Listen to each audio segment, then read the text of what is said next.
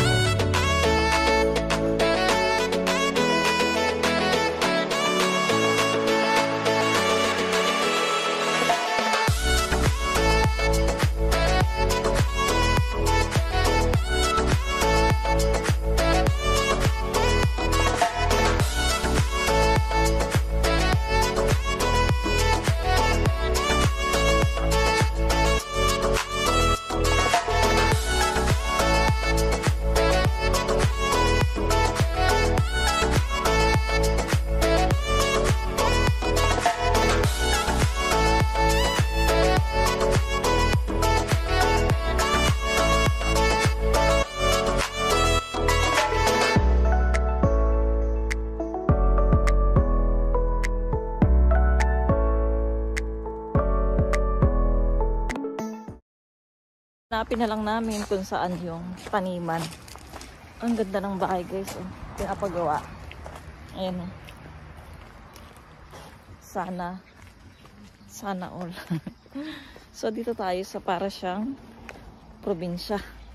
Pakita ko sa inyo mga babes. Ayan, para siyang probinsya mga babes. Baka dito. 여기 아니야? 네, 여보세요. 예, 도착했습니다. Dito ba? 집이 어디예요?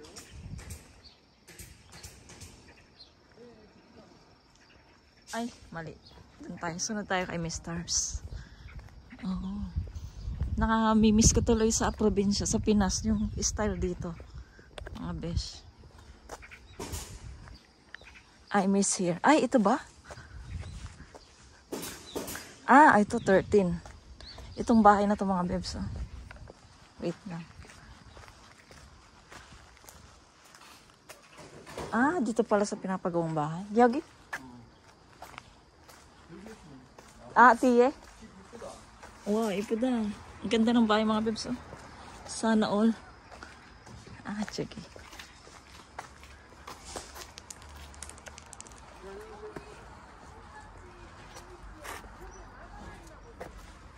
솥단지요? 솥단지 사는 거겠지?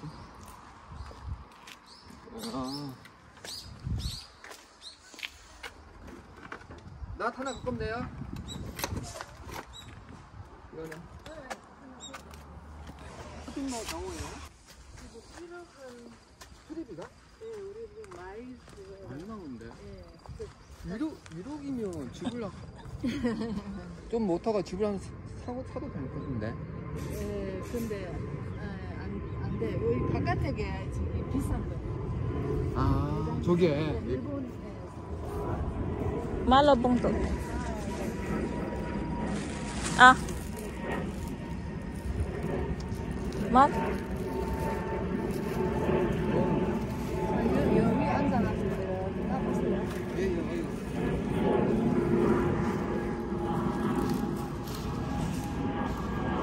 우리나라에서 잘 안 먹는데 이거죠? 예? 우리나라에서 잘 안 먹는다고. 이거 맛있어요. 이거 맛있던데. 이거를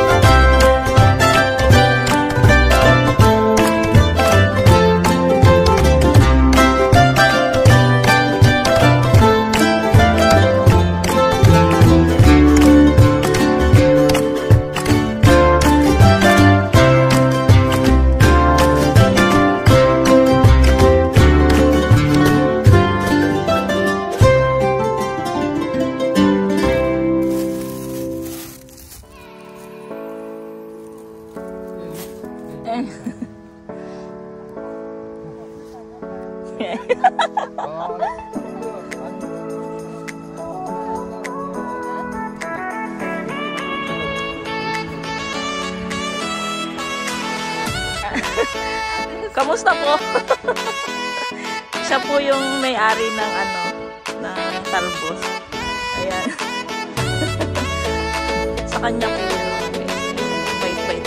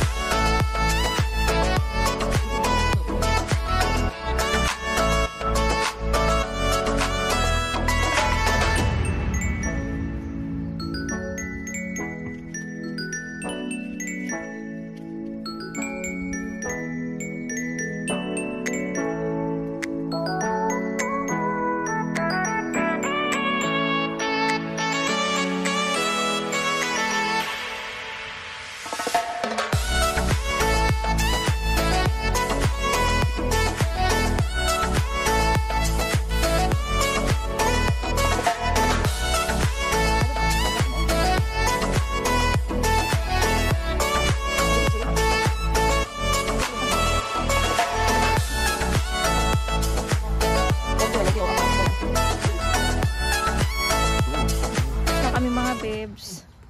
Sabi niya, 어차피 이리 가면 또 부른다. sabi niya, 지금 밖에 나가서 해야지. ano, 여기 있어. 안에 있어. 안에 계셔요? 기다려. So sabi niya, pwede ba daw kami bumalik dito pag ano, bago matapos yung, bago mag-winter.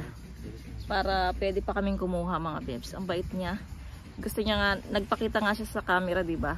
Nagtanong siya kung nag-YouTube ako, sabi niya. Sabi ko, oo. So, mag-ano daw siya, greet. So, ito, magpapaalam na kami, okay na. Tapos na kami mga bebs.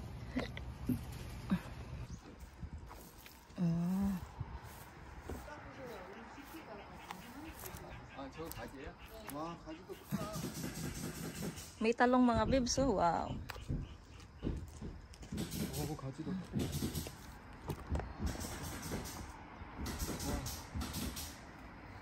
와. 나 가지.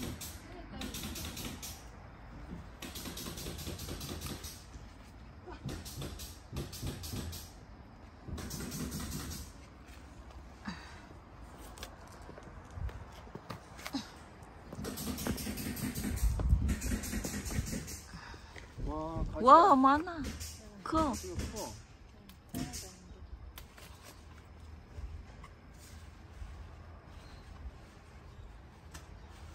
Marlin, 줘요. 나?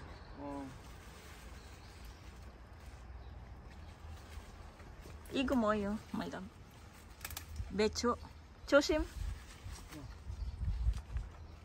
이것만 따고 하자. 응.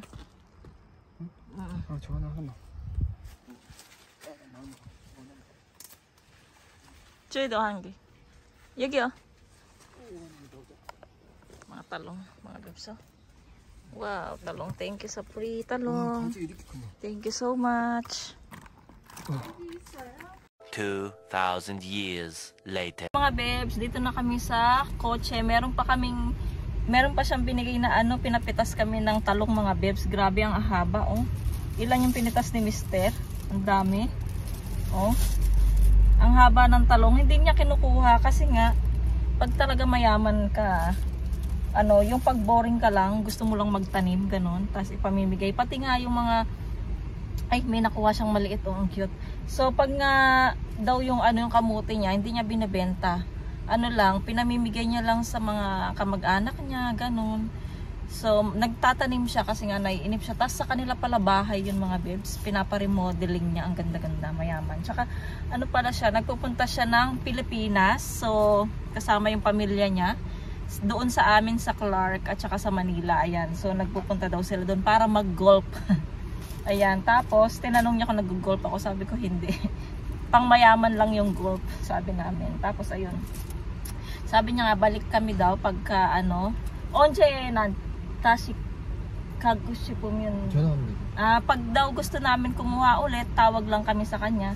So magpipitas ulit kami ng ano, talbos ng kamote. So ngayon ang dami naming nakuhang talbos. Sigurado bibigyan ko si Marlin ng talong. Uri Marlin John eh. Igo, talong at saka talbos ng kamote mga bebs. Bibigyan ko siya. Kasi hindi naman natin ito mauubos eh. Tsaka si Mr. lang yung mahilig dito sa talong. Ako talaga. 고구마도 줘. Oo, Diyo nga. So, hindi rin ako mahilig sa talong mga bebs. Yung papa ko mahilig siya sa talong mga bebs. Ayun. Kasi kahit na talong lang yung ulam niya, solve na siya. Ito, gusto ko to yung ganito, yung maliit lang. Ayoko yung medyo malaki mga bebs. Ayan. So, ayan. Pauwi na po kami ng bahay. Nagugutom na rin ako. Wala pa akong almusal. So, wala din kaming itlog. Mahal ko. Kailan saan eh? Siya ganisa. Kailangan namin dumaan ng ano, walang itlog sa bahay. Ang putik ng aking sapatos mga bebs. Hinubad ko muna. Kasi nga, tas lalaban ko siya mamaya, yung talampakan niya kasi maraming putik. So ayan, uwi na kami mga bebs. A few moments later. Alis na nandito na kami sa bahay mga bebs. So alis na si Mr. Papasok na siya sa work niya. Man, where you go? 가지. 기다려. 이건 왔다. 이건 근데 안 해. Bye my love. 안녕.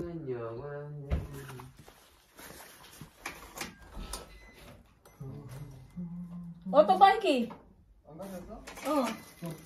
어. 계란대 그거 가져와야 되는데. So, ayun mga bebs, ito yung ating mga nakuha. Ay, doon sa farm, doon sa kinuwanan natin ng talbos. So, ipapakita ko sa inyo. Tanggalin ko muna dito mga bebs para makita nyo lahat. Yan. Nagugutom na daw yung mga bata. Ako din naman gutom na. So, ito, isang plastic na talbos. Ng kamote. Wow! Wow! Ang dami pala. Wow! Wow! Ang dami mga babes. Ng ating talbos. Pakita ko mga babes. Grabe, ang dami. Ayun mga babes, oh, ang daming talbos ng kamuti. Kasi nga, nag-join forces kami ni Mr. So, nung nakaraan na pinuntahan natin, si Mr. lang ang kumuha. Kaya konti lang yung nakuha natin. Kaya, ngayon, sabi ko, ay, kasi nga hindi ako natakot dahil parang safe naman doon, walang ahas. Kaya, naki-join akong magkuha-kuha, magtalbos-talbos. Ayan, so ang dami nating talbos ng kamuti. Tapos meron pa tayong libreng, meron din tayong libreng talong. Ayan. Ilan yung talong? 1, 2, 3, 4, 5, 6. So, 6 na talong mga bebs yung kinuha, pinitas ni Mr. Kasi nga, kung maraming kunin niya, wala namang kakain masyado, masisira lang siya. Kaya, ayan. O, ayan na naman po si Coco. Gutom na si Coco. Ayan. So, ayan. Ang saya-saya. Mamaya, ayusin ko to. Pakainin ko muna yung mga bata kasi nagugutom na sila. Hindi ko alam kung anong ipakain ko sa kanila. So, ayan po ang ating na-harvest na talbos ng kamuti.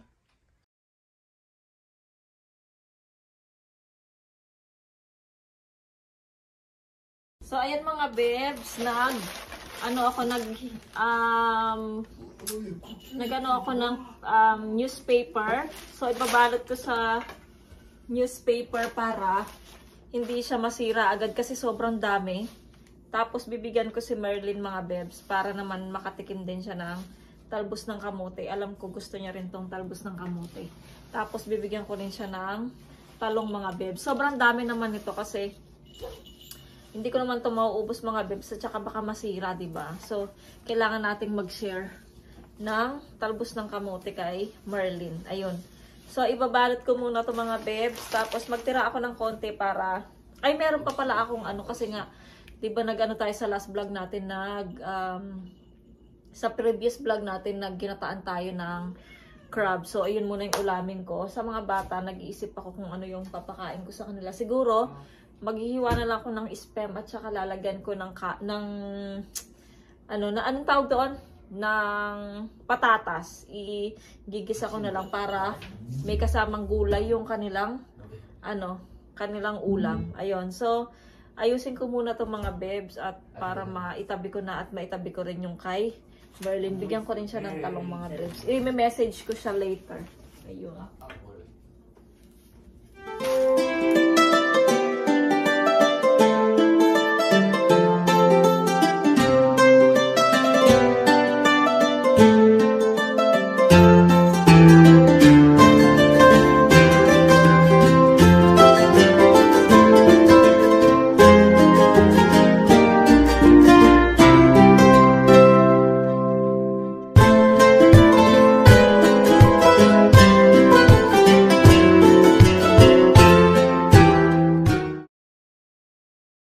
Tapos na ako mga babes. Tonges ah?